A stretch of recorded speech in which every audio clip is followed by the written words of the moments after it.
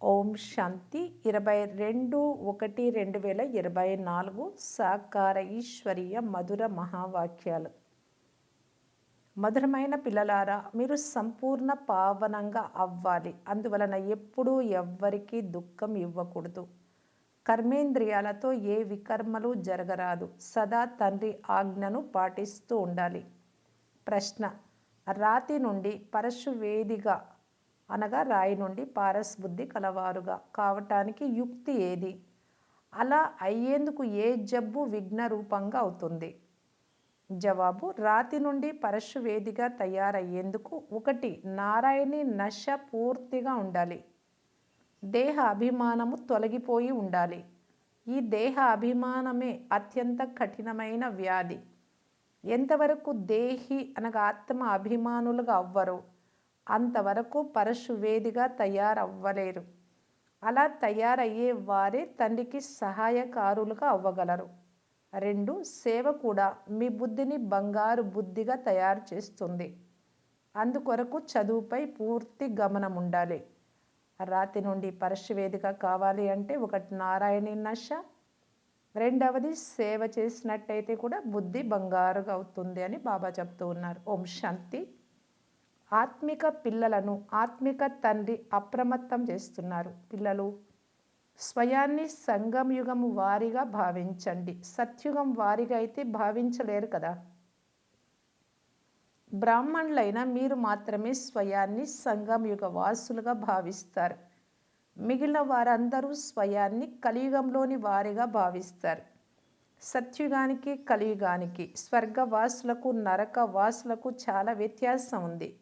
మీరు స్వర్గవాసులుగా లేరు, నరకవాసులుగా లేరు. మీరు పురుషోత్తమ సంగమ యుగ వాసులు. ఈ సంగమ యుగాన్ని గురించి బ్రాహ్మణులైన మీకు మాత్రమే తెలుసు. ఇతరులెవ్వరికీ తెలియదు. మీకు తెలిసినా మర్చిపోతారు.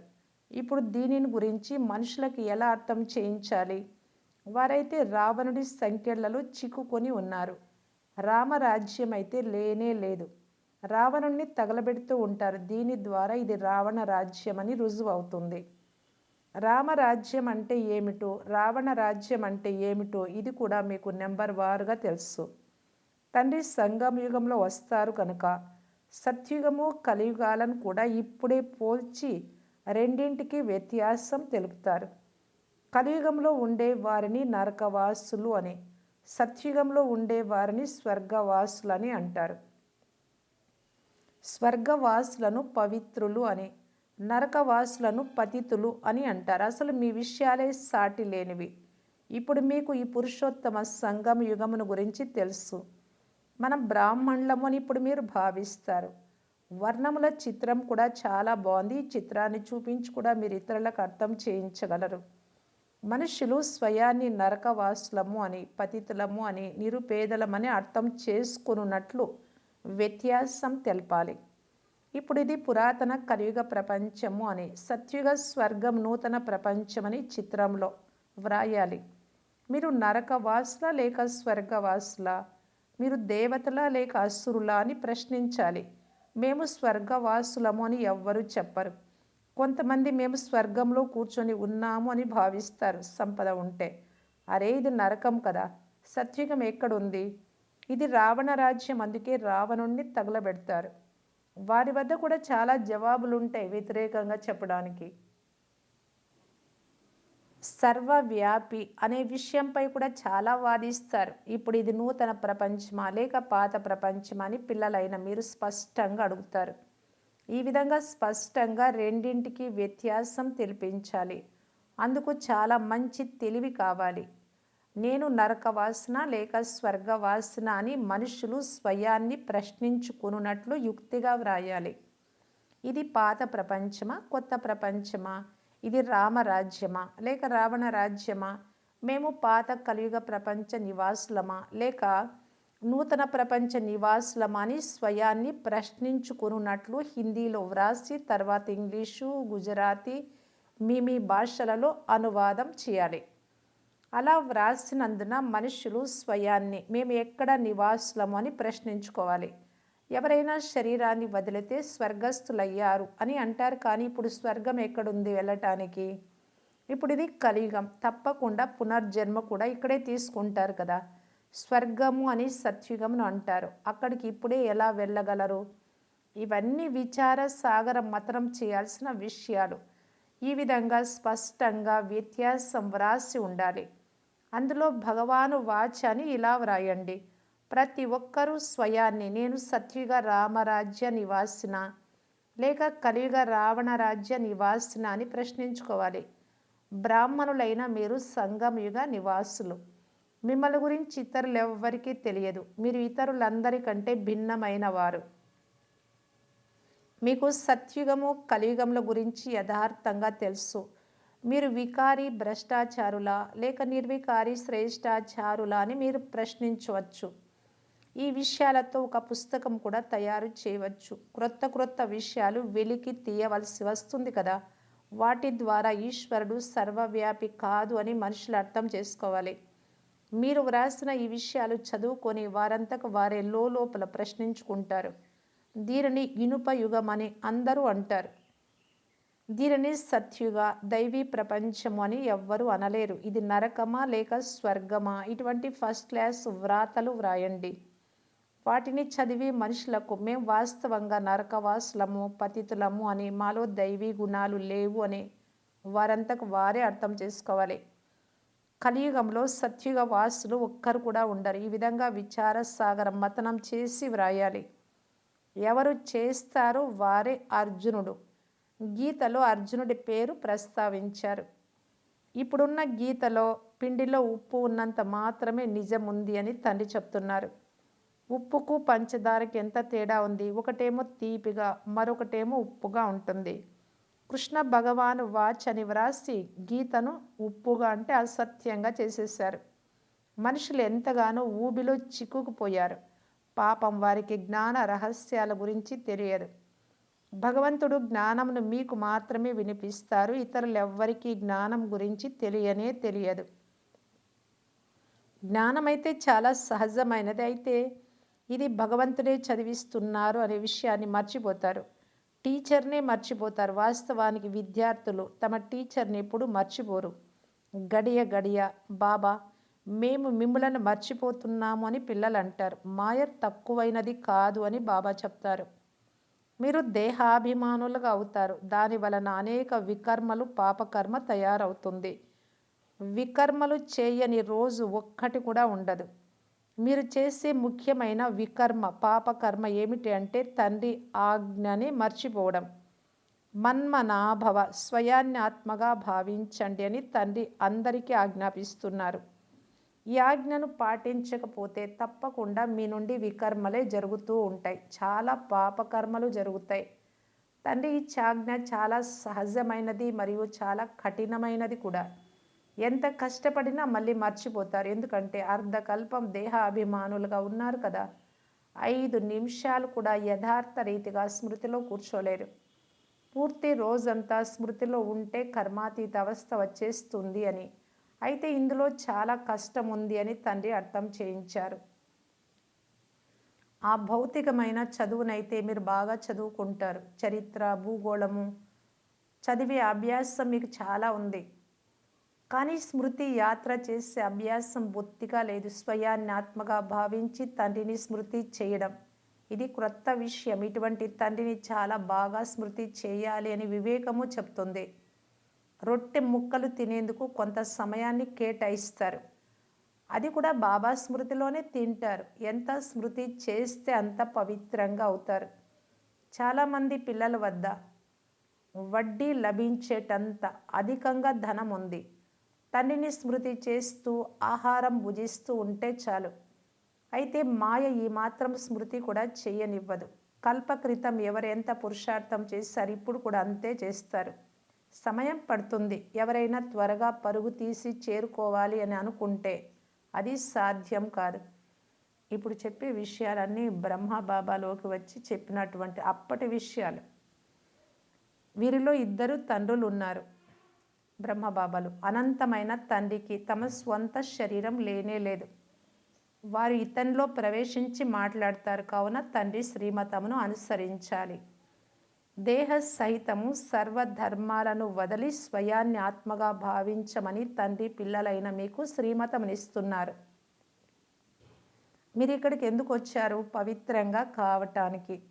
84 జన్మలు తీసుకుంటూ ఆత్మలైన మీరు పతితంగా అయ్యారు. ఇప్పుడు పావనంగా అయ్యేందుకు శ్రీమతమును అనుసరించండి.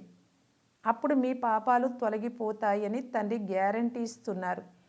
మీ ఆత్మలు బంగారు వలె తయారైపోతాయి. కావున అక్కడ స్వర్గంలో దేహాలు కూడా బంగారు సమానమైనవి లభిస్తాయి. మీ దేవతా కులానికి చెందిన వారైతే మీ మాటలు విని ఆలోచనలో పడతారు. మీరు చెప్పే మాటలు బాగున్నాయి అని అంటారు. పావనంగా తయారవ్వాలి అంటే ఎవ్వరికీ దుఃఖమునివ్వరాదు. మనస వాచ కర్మణ పవిత్రంగా అవ్వాలి. మనసులో తుఫానులైతే వస్తాయి. మీరు అనంతమైన సామ్రాజ్యాన్ని తీసుకుంటారు కదా. మీరు భలే సత్యం తెలిపినా తెలపకపోయినా తండ్రి స్వయంగా చెప్తున్నారు. మాయ ద్వారా చాలా వికల్పాలు, చెడు సంకల్పాలు కూడా వస్తాయి. అయితే కర్మేంద్రియాలతో ఎప్పుడు వికర్మలు చేయకండి అంటే బయటికి తీసుకురాకండి. కర్మేంద్రియాలతో ఎలాంటి పాపము జరగరాదు. కనుక ఇటువంటి వ్యత్యాసాన్ని చూపించే విషయాలు బాగా స్పష్టంగా వ్రాయాలి. ఉదాహరణానికి కృష్ణుడు 84 జన్మలు పూర్తిగా తీసుకుంటాడు. శివుడు పునర్జన్మ తీసుకోరు. అతడు శ్రీకృష్ణుడు సర్వగుణ సంపన్నమైన దేవత. మీరు అందరి తండ్రి అయిన శివబాబా వద్దకు వచ్చారు. పాండవుల చిత్రాలను ఎంతో పెద్దవిగా చేయడం మీరు చూశారు. అనగా పాండవులు చాలా విశాల బుద్ధి కలిగిన వారు అని అర్థం. వారి బుద్ధి చాలా విశాలంగా ఉండేది. అయితే మనుషులు వారి శరీరాలను పెద్దవిగా తయారు చేశారు. మీరే పాండవులు. మీ వంటి విశాల బుద్ధి ఇతరులెవ్వరికీ ఉండదు. ఎందుకంటే మీది ఈశ్వరీయ బుద్ధి. భక్తిలో ఎన్నో పెద్ద పెద్ద చిత్రాలు తయారు చేసి ధనాన్ని నష్టపరుచుకుంటారు. వేదాలు, శాస్త్రాలు, ఉపనిషత్తులు అనేకం తయారు చేసి ఎంతో ఖర్చు చేస్తారు. మీరు ఎంతో ధనాన్ని పోగొట్టుకుంటూ వచ్చారు అని తండ్రి చెప్తున్నారు. అనంతమైన తండ్రి ఫిర్యాదు చేస్తున్నారు. బాబా మనకు అపారమైన ధనం ఇచ్చారు అని మీరు అనుభవం చేస్తూ ఉన్నారు. రాజయోగం నేర్పించి రాజాది రాజులుగా తయారు చేస్తారు. రాజులైనటువంటి వారు రాజులకు అంటే దేవీ దేవతలకు పూజ చేస్తూ ఉంటారు. వారు భౌతిక విద్యను చదువుకొని బ్యారిస్టర్ మొదలైన వారిగా అవుతారు. ఆ పదవి వలన ధన సంపాదన అయితే జరుగుతుంది. అందుకే జ్ఞానము, చదువు సంపాదనకు మూలము అని అంటారు. ఇప్పుడు ఈశ్వరీయ చదువు కూడా సంపాదనకు మూలం. ఈ చదువు ద్వారా అనంతమైన సామ్రాజ్యం లభిస్తుంది. భాగవతము, రామాయణము మొదలైన వాటిలో ఎలాంటి జ్ఞానము లేదు. ఏ లక్ష్యము, ఉద్దేశ్యము లేవు. తండ్రి ఎవరైతే జ్ఞాన సాగర్లో వారు స్వయంగా కూర్చొని పిల్లలైన మీకు అర్థం చేయిస్తూ ఉన్నారు. ఇది పూర్తిగా క్రొత్త చదువు. అది కూడా చదివించేది ఎవరు? స్వయం భగవంతుడు. నూతన ప్రపంచానికి యజమానిగా చేసేందుకు చదివిస్తారు. ఈ లక్ష్మీనారాయణుడు ఈ చదువు ద్వారానే ఇంత ఉన్నత పదవి పొందారు. రాజ్య పదవి ఎక్కడా? ప్రజా పదవి ఎక్కడా? అదృష్టము మేల్కొన్న వారి నావ ఆవలి తీరానికి చేరిపోతుంది. చదువుకొని ఇతరులను చదివించగలమా లేదా అనే విషయం విద్యార్థులు అర్థం చేసుకోగలరు. చదువుపై పూర్తి గమనం ఉంచాలి. రాతి బుద్ధిగా ఉన్నందున కొంచెం కూడా అర్థం కాదు. మీరు బంగారు బుద్ధి కలవారిగా అవ్వాలి. ఎవరు సర్వీస్ చేస్తూ ఉంటారో వారి బుద్ధి బంగారు బుద్ధిగా అవుతుంది. అనంతమైన తండ్రి నుండి అనంతమైన వారసత్వముని తీసుకోండి అని బ్యాడ్జ్ కూడా చూపించి ఎవరికైనా అర్థం చేయించగలరు. భారతదేశం స్వర్గంగా ఉండేది కదా. ఇది నిన్నటి విషయమే. 5000 సంవత్సరాలు ఎక్కడ, లక్షల సంవత్సరాలు ఎక్కడ, ఎంత వ్యత్యాసం ఉంది. మీరు అర్థం చేయించినా అర్థం చేసుకోరు. పూర్తిగా రాతి బుద్ధి వలె ఉన్నారు. ఈ బ్యాడ్జియే మీకు ఒక గీత వంటిది. ఇందులో మొత్తం చదువంతా ఇమిడి ఉంది. మనుషులకైతే భక్తి మార్గంలోని గీత మాత్రమే గుర్తు ఉంటుంది, భగవద్గీత. ఇప్పుడు మీరు తండ్రి ద్వారా ఏ గీతను, శ్రీమతాన్ని వింటారో దీని ద్వారా మీరు 21 జన్మలకు సద్గతి పొందుతారు. మొట్టమొదట గీతను చదివిన వారు మీరే. ద్వాపరయుగంలో పూజలు ప్రారంభించింది కూడా మీరే. ఇప్పుడు పురుషార్థం చేసి పాపం పేదవారిని, భక్తి మార్గపు సంఖ్యల నుండి విడిపించాలి. ఎవరో ఒకరికి అర్థం చేస్తూ ఉండండి. వారిలో నుండి ఒకరో ఇద్దరో వెలువడతారు. ఒకవేళ 5, 6 మంది కలిసి వస్తే వారితో వేరువేరుగా ఫారంలు నింపించి వారికి వేరువేరుగా అర్థం చేయించేందుకు ప్రయత్నం చేయండి. అలా చేయకుంటే వారిలో ఒక్కరు అటువంటి వారిగా ఉంటే ఇతరులను కూడా చెడిపేస్తారు. ఫారంలు అయితే తప్పకుండా వేరువేరుగా నింపించండి. ఒకరి ఫారం ఒకరు చూసుకోరాదు. అప్పుడు వారు అర్థం చేసుకోగలరు. ఇటువంటి యుక్తులు అవలంబించినప్పుడు మీరు విజయవంతం అవుతూ ఉంటారు. తండ్రి కూడా ఒక వ్యాపారియే. తెలివి గలవారు చాలా బాగా వ్యాపారం చేస్తారు. తండ్రి మిమ్మల్ని ఎంతో లాభంలోకి తీసుకెళ్తారు. గుంపుగా కలిసి వస్తే ఫారంలు వేరువేరుగా నింపాలి అని చెప్పండి. ఒకవేళ అందరూ ధార్మిక బుద్ధిని కలిగి ఉంటే అందరినీ కలిపి కూర్చుండబెట్టి మీరు గీతను చదివారా, దేవతలను నమ్ముతారా అని అడగండి. భక్తులకి వినిపించమని తండ్రి చెప్పారు. నా భక్తులు మరియు దేవతల భక్తులు ఈ విషయాలను త్వరగా అర్థం చేసుకుంటారు. రాతిని బంగారుగా తయారు చేయడం సులభమైన పని కాదు. దేహ అభిమానం అత్యంత కఠినమైన మురికి జబ్బు. ఎంతవరకు దేహ అభిమానం తొలగిపోదో అంతవరకు బాగుపడడం చాలా కష్టం. ఇందులో పూర్తి నారాయణీ నశ ఉండాలి. మీరిచ్చటికి అశరీరీలుగా వచ్చారు. మళ్ళీ అశరీరీలుగా అయ్యి తండ్రి దగ్గరకు వెళ్ళాలి. అసలు ఇప్పుడు ఇక్కడ ఏముంది? తండ్రి చెప్తున్నారు, నన్ను స్మృతి చేయండి. ఇందులోనే శ్రమ ఉంది. గమ్యం చాలా గొప్పది. వీరు కల్పకృతం వలె మంచి సహాయకారులుగా అవుతారు అని వారి నడవడిక ద్వారా తెలిసిపోతుంది. అచ్చా, మధురాతి మధురమైన అపురూపమైన పిల్లలకు మాతాపిత బాప్దాదాల ప్రియ స్మృతులు మరియు గుడ్ మార్నింగ్. ఆత్మిక పిల్లలకు ఆత్మిక తండ్రి నమస్తే. ధారణ కొరకు ముఖ్య సారము. ఫస్ట్ పాయింట్, మనస్స వాచ కర్మణ పవిత్రంగా ఉండాలి. కర్మేంద్రియాలతో ఎటువంటి వికర్మలు జరగకుండా వాటిని నియంత్రించాలి. ఆత్మను బంగారుగా తయారు చేసేందుకు తప్పకుండా స్మృతిలో ఉండాలి. సెకండ్ పాయింట్, దేహ అభిమానము అనే కఠినమైన జబ్బు నుండి విడుదలయ్యేందుకు నారాయణీ నశలో ఉండాలి. మేము అశరీరీలుగా వచ్చాము, ఇప్పుడు అశరీరీలుగా అయ్యి వాపస్ వెళ్ళాలి అని అభ్యాసం చేయండి. వరదానం, యోగం చేసి చేయించే యోగ్యతలతో పాటు ప్రయోగి ఆత్మాభవ. పిల్లలు యోగం చేయడము మరియు చేయించడం రెండింటిలో తెలివి గల వారిగా ఉండడాన్ని బాప్దాదా గమనించారు. ఎలాగైతే యోగం చేసి చేయించడంలో యోగ్యులుగా ఉన్నారో అలా ఇప్పుడు ప్రయోగం చేయడంలో యోగ్యులుగా అవ్వండి. యోగ్యులుగా తయారు చేయండి.